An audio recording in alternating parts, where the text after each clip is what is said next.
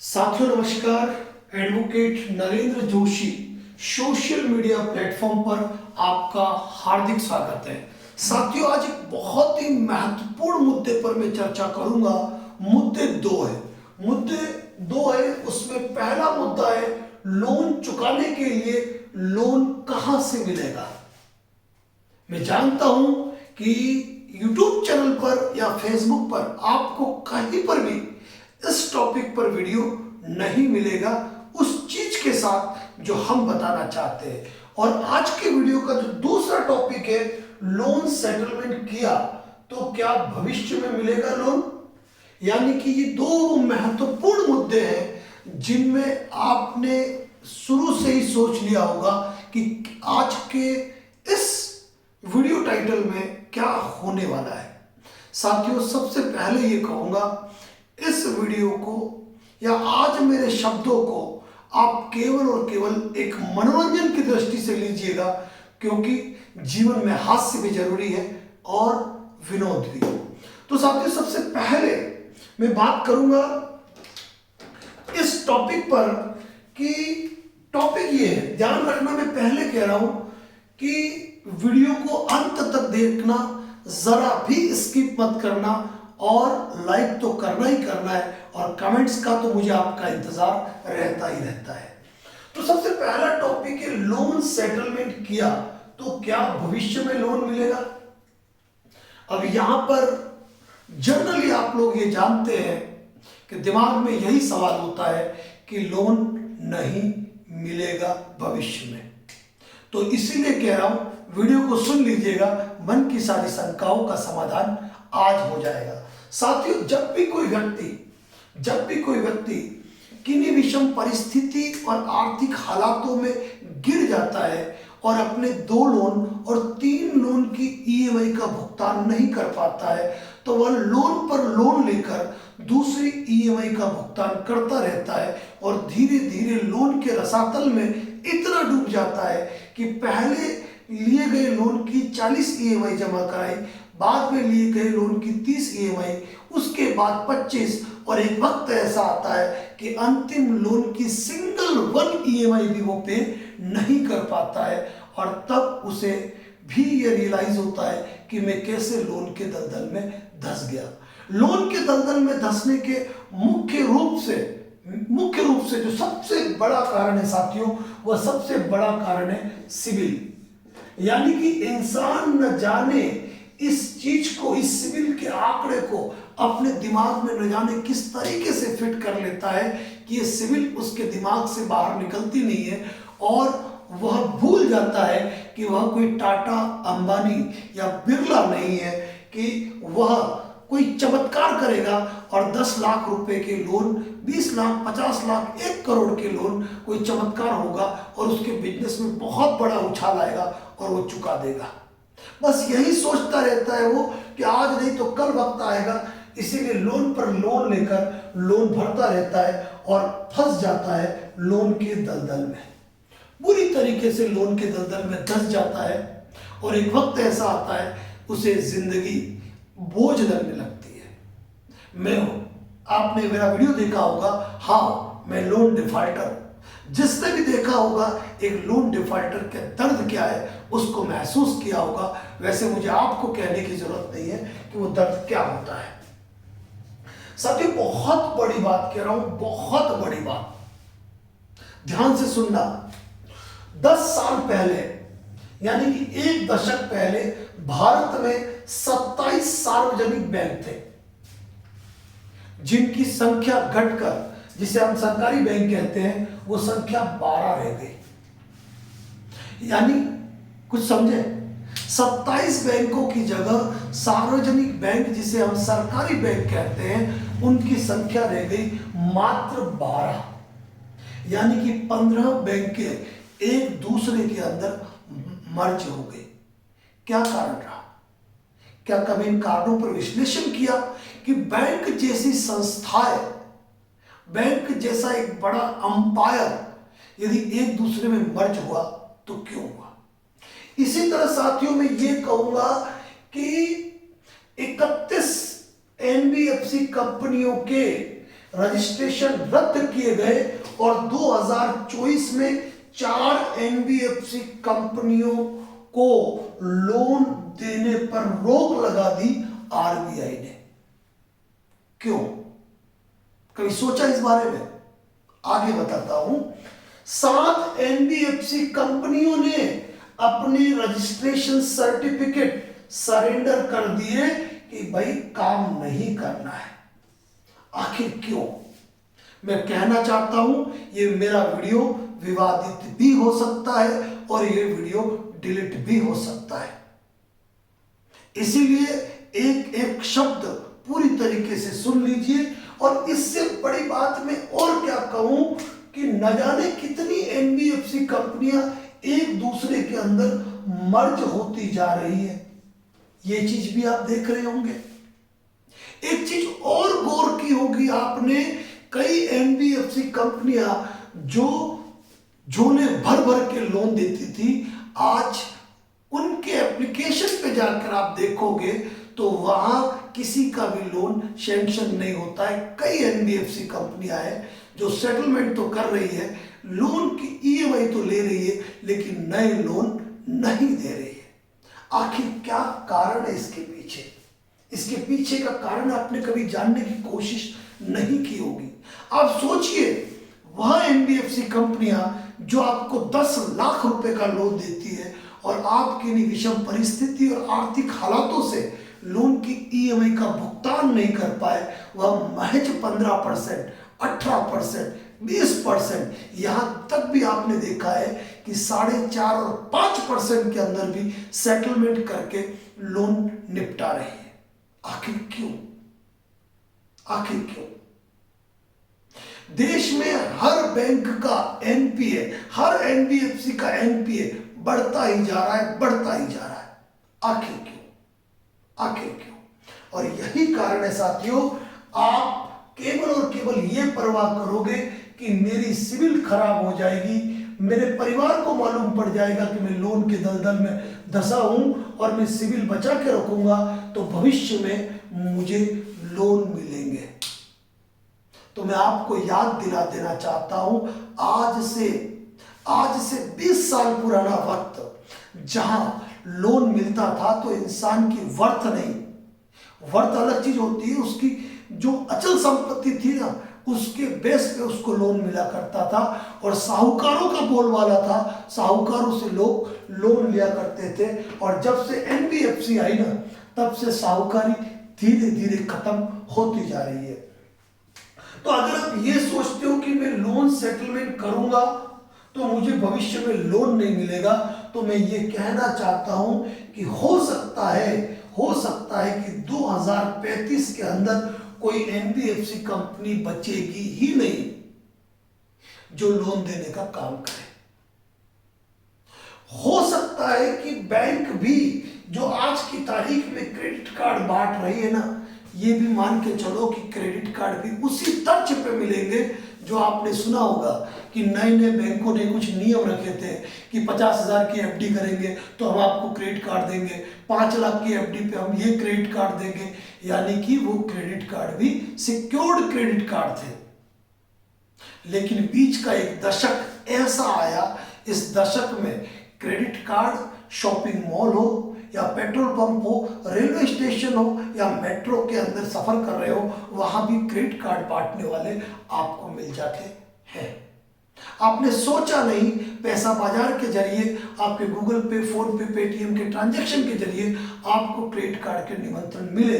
लेकिन आप ये देखिए कि इन 6 महीनों के अंदर आप गौर कीजिए, आप लगभग मॉल्स के अंदर जा रहे हैं, हर जगह जा रहे हैं, लेकिन जो क्रेडिट कार्ड बांटने वालों की भीड़ थी वो धीरे धीरे धीरे खत्म होती जा रही है। एक टाइम था आपके लोन पे लोन चल रहे थे, इसके बावजूद आपको लोन के ऑफर आ रहे थे। आज गौर कीजिए, अगर पहले आपको बड़ी बड़ी राशियों के लोन के ऑफर आ रहे थे और आज वो लोन के ऑफर छोटे हो गए।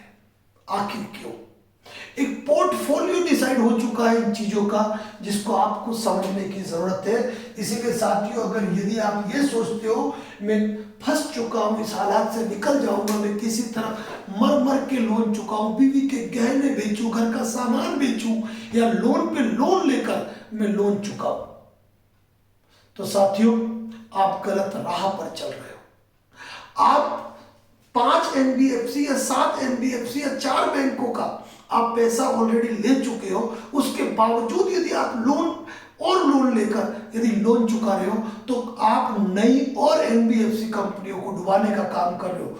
खुद तो डूबोगे ही डूबोगे, लेकिन उन बैंकों को भी डुबाने का काम कर रहे हो, उन वित्तीय संस्थानों का भी डुबाने का काम कर रहे हो। इसीलिए हम कहते हैं कि विषम परिस्थिति और आर्थिक हालातों से यदि आप मल्टीपल लोन डिफॉल्ट के शिकार हो गए हैं, तो घबराने की जरूरत नहीं है। आप लोन की ईएमआई को स्टॉप कर सकते हैं। यदि आप लोन पर लोन लेकर लोन चुका रहे हैं, तो आप दूसरी एनबीएफसी कंपनियों को मत डुबाइए।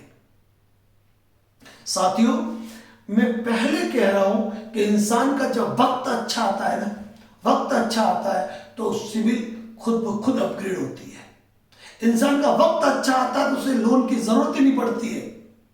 मत सोचो कि 10 साल बाद क्या होगा। अरे हमारे जीवन में कोविड के बाद जो अनिश्चितताएं आई है, मैं पूछता हूं, क्या आपने अपने दिन में कभी बैठ के अपनी फोन बुक को देखा है? ऐसे कितने साथी, मित्र, रिश्तेदार, दोस्त जो कभी हमारे साथ बैठा करते थे, हमसे हंसी ठिठोली किया करते थे, आज वो इस दुनिया में नहीं है और हम 10 साल बाद का सोचने जा रहे हैं। मत सोचो इतना लंबा। मैं पहले कह रहा हूं, जिंदगी अनमोल है, जो जीना है आज जियो, घुट घुट कर मत जियो। साथियों, इसीलिए मैं एक बात और कहता हूं, इंदौर, कोटा, जयपुर, अजमेर, गुरुग्राम, दिल्ली के अंदर जो हमारी कॉन्फ्रेंस हुई थी, पब्लिक में से मैंने लोग बुलाए थे और उनको कहा था कि मेरा सिविल चेक करो, कि मैंने भी मेरे लोन का सेटलमेंट कराया था 2016 में। लंबी बात नहीं है, 9 साल का वक्त गुजरा है, लेकिन उसके बाद मैंने करीब 36 लोन लिए थे 2016 के बाद, 2018 के बाद। मतलब 2016 में सेटलमेंट कराया और 2018 के बाद नंबर ऑफ लोन्स मैंने लिए, जिनको मैंने दमादम चुकाया और आज सिविल फिर अप है। लेकिन उस समय जो मेरा बुरा दौर चल रहा था, अगर मैं उसी बुरे दौर के अंदर सेटलमेंट नहीं सोचता, परिस्थितियां विपरीत थी, अगर मैं कर्ज के दलदल में और धंस चुका होता तो कभी नहीं निकल पाता। उस समय ना तो मैं वकील था, ना मुझे इन चीजों का अनुभव था, बस उस समय भी था तो एक हौसला था, एक विश्वास था। मैंने कहा था कल रात इस वक्त जब आप मेरा वीडियो देख रहे हैं ना, अभी रात का 1:45 बजे का टाइम हो रहा है घड़ी के अंदर। आप यकीन मानेंगे, अगर आपको दिखे तो 12:48 हो रहे हैं जब मैं ये वीडियो शूट कर रहा हूं, क्योंकि लगातार 7 दिन से ड्राफ्ट अपडेट और नंबर ऑफ पर्सन्स को रिप्लाई देने के चक्कर में टाइम ही नहीं मिल पा रहा है कि वीडियो बनाऊं। तो रात को मैंने आशुष अग्रवाल साहब को मैंने एक बात कही थी, क्या कि सब जब मैं कर्ज में था ना, तब भी मेरे पैरों में जूते हमेशा ब्रांडेड रहे। जब मैं कर्ज में रहा तो हाथ में घड़ी हमेशा वही रही, क्या, और आज भी। कारण मैं खुला कहता हूं ना, लोग हमारे लिए जी रहे, वो उनके लिए नहीं जी रहे। तो था उनका पैसा, हमने यूज किया, इसमें तनाव नहीं लेना, ये एक संदेश है। तो मैंने मेरी बात बताई कि लोन सेटलमेंट किए, उसके बाद भी ढेरों लोन मिले। लेकिन होता क्या है साथियों, मैं एक बात कहूं, बड़ी इंटरेस्टिंग बात है, एक बहुत बड़ी बात है, यह भी सुन लो कि ये सारी बातें कहने के वैसे भी इस महीने 10 जनवरी के बाद आपको लोन सेटलमेंट के ऑफर आने चालू हो जाएंगे। सर्वाधिक सेटलमेंट इस बार मार्च में नहीं होंगे, सर्वाधिक सेटलमेंट इस बार 21 से लेकर 28 फरवरी तक होंगे। एक बात ध्यान रखना, मैंने जब जब भी भविष्यवाणियां की है, आपने हमेशा देखा है वो सत्य साबित हुई है। तो 10 जनवरी के बाद लोन सेटलमेंट चालू होंगे। सर्वाधिक सेटलमेंट 21 फरवरी से लेकर 28 फरवरी के बीच में होंगे और जो कुछ रहा खुचा है वो मार्च में निपटेगा। और एक बात और बता दूं, मार्च में मैक्सिमम लोन बेच दिए जाएंगे। मार्च में मैक्सिमम लोन बेच दिए जाएंगे। और जिस तरह मैंने दिसंबर की भविष्यवाणियां की थी, आर्बिट्रेशन के नोटिस की बाढ़ आएगी, आर्बिट्रेशन के अवार्ड पास हो जाएंगे, सेक्शन 25, 138, BNS 316, 318 की बाढ़ आ जाएगी। तो फरवरी महीने में आपके साथ ये भी होना है, इसके लिए भी आपको तैयार होना है। और उसके लिए अपने साथियों के लिए मैं सशक्त रूप से तैयार हो चुका हूं इस चीज के लिए। मैं आपको ये भी बताना चाहता हूं कि भारत में 9,500 NBFC कंपनी है, जिसमें 362 से अधिक कंपनियां फंडिंग का काम करती है, लोन बांटने का काम करती है। लेकिन आज की तारीख में इनकी संख्या भी 180 ही हो चुकी है। यह आप ध्यान रख लीजिए, यह आप ध्यान रख लीजिए। कुछ बात मैं भी आपसे कहना चाहता हूं, आपको मालूम है, चलिए उस बात पर फिर कभी बात करेंगे। हम कभी कभी खुद को गिल्टी समझते हैं, गिल्टी समझते हैं ना, तो मैं बता देना चाहता हूं, मेरा भारत महान। हम जिस देश में रहते हैं ना, आपको मालूम है वर्ल्ड बैंक का सबसे बड़ा कर्जदार कौन है? वर्ल्ड बैंक का सबसे बड़ा कर्जदार हमारा देश है। $24.4 बिलियन, 2 लाख करोड़ का कर्जा है हम पर वर्ल्ड बैंक का। लेकिन हम क्यों खुश है मालूम है? कहते हैं ना, जिसका पड़ोसी दुखी वो सुखी। क्योंकि पाकिस्तान करीबी में 194 देशों में 164वें नंबर पे आता है, और हम इसी में खुश है कि मेरा पड़ोसी दुखी है ना, तो मैं सुखी हूं। तो इसीलिए साथियों, ये लोन का जो दलदल है, इसमें घबराने की आवश्यकता नहीं है। लेकिन जो आज का मेन टॉपिक है ना, वो मेन टॉपिक क्या है? मेन टॉपिक ये है कि लोन चुकाने के लिए लोन कहां से मिलेगा। मुझे ये बताने की आवश्यकता नहीं है, क्योंकि आप तो मास्टर है इस चीज में। एक लोन को चुकाने के लिए दूसरा लोन लिया है आपने, दूसरे लोन को चुकाने के लिए आपने तीसरा लोन भी लिया है, और तीसरे लोन को चुकाने के लिए चौथा, पांचवा, छठा, सातवां, आठवां। हमारी एक पार्टी के 73 लोन है, यकीन मानेंगे आप? एक पार्टी के 90 CR का लोन है। वक्त है, एक समय था उनका, आज वक्त बदल गया। लेकिन कहते हैं ना, जो चलेगा, जो दौड़ेगा वही गिरेगा, और जो गिरेगा ना वो फिर से उठेगा और फिर अपनी मंजिल को पाएगा। हम भूल जाते हैं, हमारे जीवन में कई ऐसे लोग हैं जो हमारे लिए एग्जाम्पल होते हैं, उदाहरण होते हैं। हम महानायक अमिताभ बच्चन की बात कर ले, क्या कहा था उन्होंने कि कर्ज के रसातल में इतना डूब गया था कि सरकार और बैंकों के घर पे नोटिस लग रहे थे, कुर्की के नोटिस लग गए थे। धीरू भाई अंबानी ने कहा था अनिल अंबानी से कि इस लड़के को कुछ मदद कर लो, और वो जितना करते उतना मेरे लिए बहुत था, लेकिन मैंने ना कहा, और वही आज महानायक बने। तो साथियों, जीवन सिखाता है, जीवन सिखाता है। अब मैं बात कर रहा हूं, वो बड़ी कॉमेडी बात है, इसको सिर्फ और सिर्फ मजाक में लेना। मैं ये नहीं कह रहा हूं कि अप्लाई करना। एक साथी मुझसे मिलने आए ऑफिस में, और उनके ऊपर टोटली कुछ गिनती के 7 लोन थे, और 7 लोन मिला के टोटल उनका जो आउटस्टैंडिंग था वो 35 लाख के अप्रोक्स था। मतलब 35 में क्यों हुआ? लोन छोटा था, लेकिन चुका दूंगा, वक्त अच्छा आएगा, वक्त अच्छा आएगा। जनाब, इन लोन को बराबर भरते रहे, लोन पे लोन लेके भरते रहे, और उनको एक सर्टिफिकेट मिला हुआ था, उनको एक सर्टिफिकेट मिला था। आपको भी मिलेगा, या आपको भी मिला होगा। अब वो सर्टिफिकेट आपको मिला, इसी कारण तो आज ये स्थितियां पैदा हुई है। तो उनका सर्टिफिकेट 780 का था, समझ गया? CIBIL score certificate. एक बात बताऊं, सच कहूं तो सिविल स्कोर आफत आपकी पुड़िया है।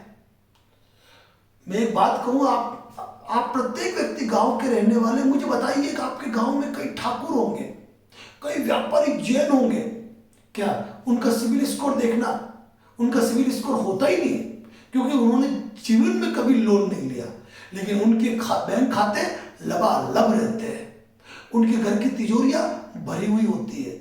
यानी कि सच कहूं तो सिविल स्कोर किसका होता है मालूम है? आज सच सुन लो, सिविल स्कोर गरीबों का ही होता है। जो महाअमीर होते हैं ना, महाअमीर, उनका कोई सिविल स्कोर नहीं होता है। अब ये मत कहना कि सब साहब इसमें है, अंबानी साहब आ गए, बिरला साहब आ गए, सिंघानिया साहब आ गए, इनकी बात मत करना।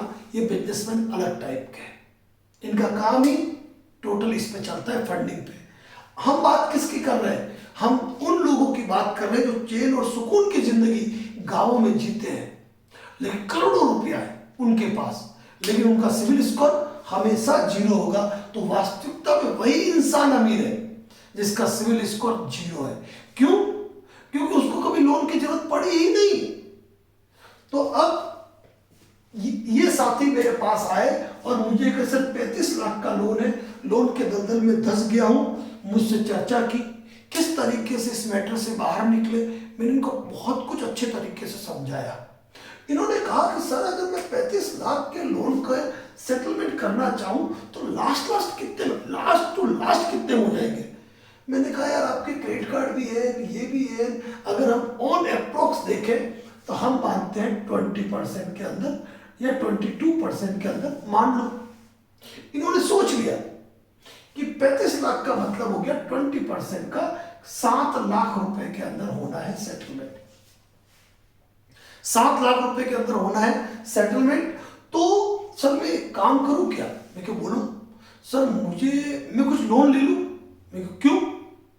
अरे सर बात ये है कि अगर 7 लाख के अंदर सेटलमेंट होंगे और अगर मैं 4-6 महीने निकाल देता हूं तो पैसा कहां से आएगा सेटलमेंट के लिए?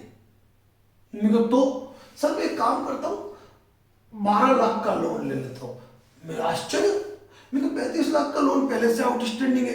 भाई साहब कह रहे 12 लाख का लोन ले लेता हूं, तो राशि कितनी हो गई? 47 लाख रुपए। तो उन्होंने कहा सर 47 लाख हो गई, मैं ये सोचता हूं कि अगर मैं 25%, 26%, 27%, 28%, 30%, मैं माथा पड़ी झेलू ही नहीं। जिसने सेटलमेंट का ऑफर किया फटाफट कर दूंगा। तो ये जो 12 लाख रुपए है ये मैं ले लेता हूं और मैं मेरी वाइफ के अकाउंट में, पिताजी के अकाउंट में, किसी और के अकाउंट में रखूंगा। और ताकि फिर क्या, अगर मेरे लोन डिफॉल्ट होते हैं, भरने की स्थिति है नहीं, बाद में तो मुझे डिफॉल्ट एक बार हो गया, 2 बार हो गया, तो सिविल स्कोर तो साप्ताहिक अपडेट हो रहा है आजकल, तो मुझे तो लोन मिलेगा नहीं। तो मैं ले लेता हूं और फिर 47 का पूरा का 12 है, तो मैं यही मान लेता हूँ ये 12 लाख पूरे के पूरे सेटलमेंट में काम आएंगे, जो नया लिया उसके से। मैं कहा हे प्रभु आपके चरण कहाँ है? और महाराज गए, महाराज ने ले भी लिया और लेने के बाद कहा सर अब स्थिति नहीं है, अब और लोन लेना नहीं चाहता हूं, क्योंकि सेटलमेंट राशि की भी व्यवस्था मैंने कर ली है। सेटलमेंट राशि की व्यवस्था भी मैंने कर ली है। और कई बार क्या होता है, कई लोग परेशान होते हैं कि वास्तव में सेटलमेंट के लिए पेमेंट आएगा कहां से। तो हर व्यक्ति की अपनी सोच है, ये इनकी सोच थी, मैं इनके समर्थन में नहीं हूं, वो अलग बात है।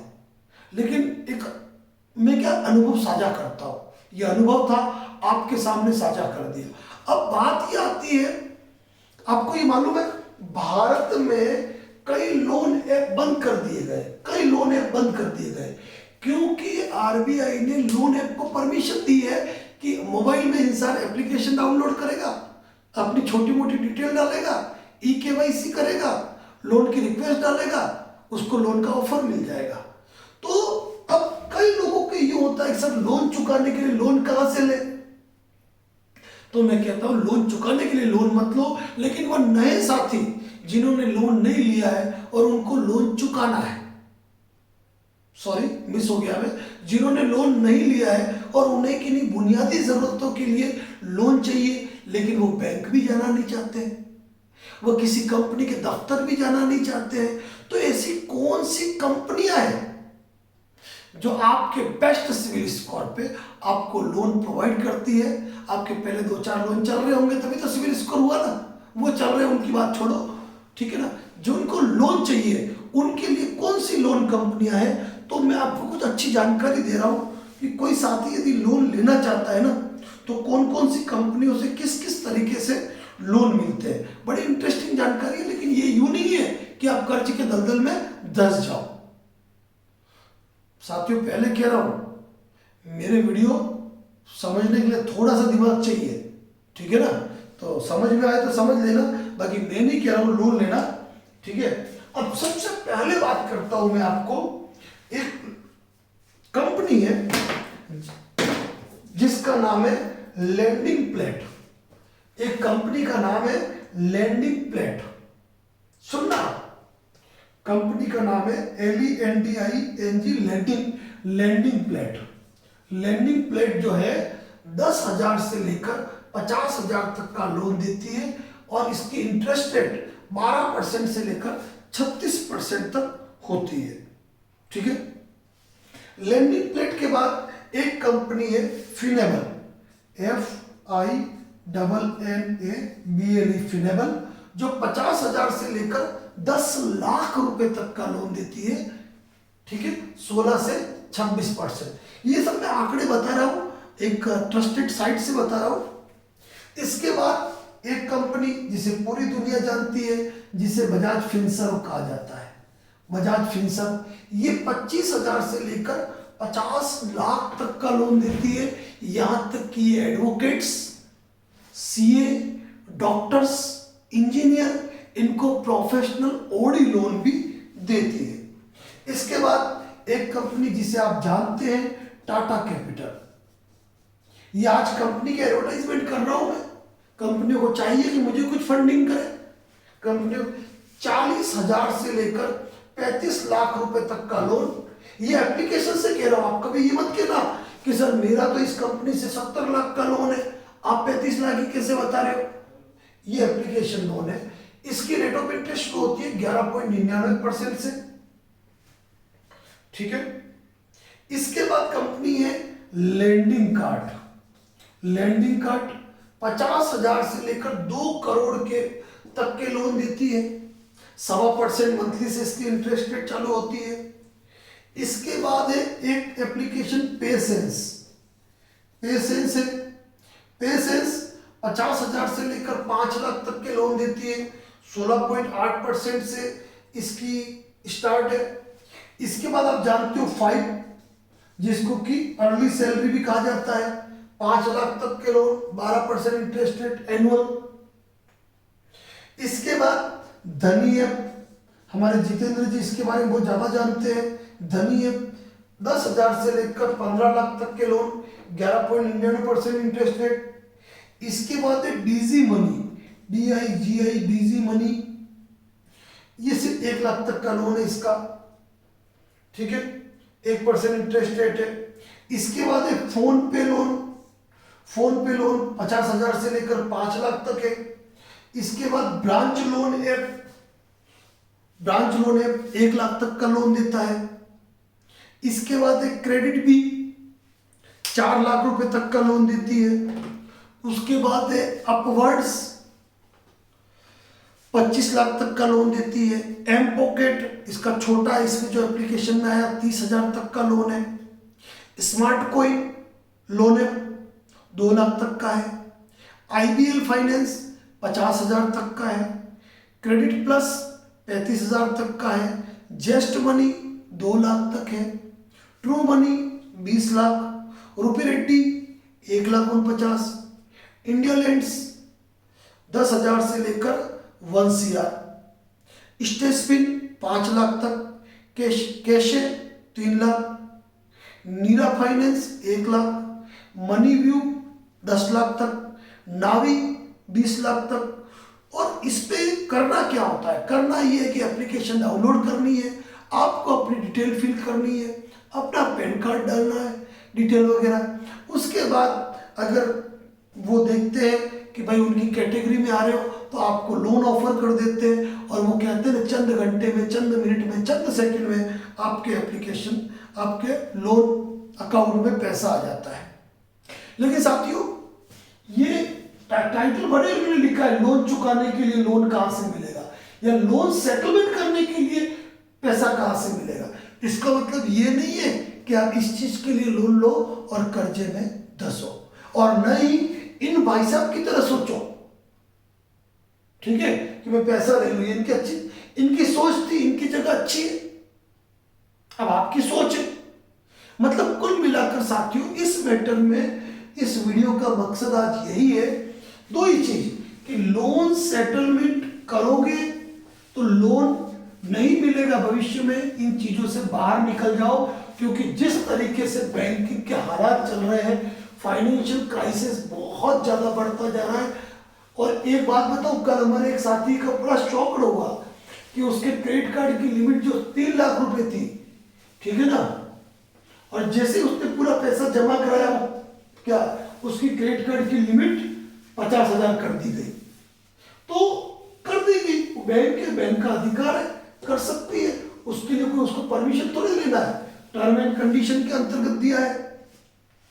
तो साथियों, एक महत्वपूर्ण बात, कल रात 9:05 पे 2026 का पहला लाइव होगा। मैं आपके सामने रहूंगा एडवोकेट नरेंद्र जोशी, साथ में रहेंगे आपके प्रिय आशु अग्रवाल, रिकवरी का काल। और 2026 में हम जनवरी, फरवरी, मार्च पर स्पेशल बात करेंगे कि किस तरीके से हम 10 जनवरी के बाद 21 से 28 फरवरी के बीच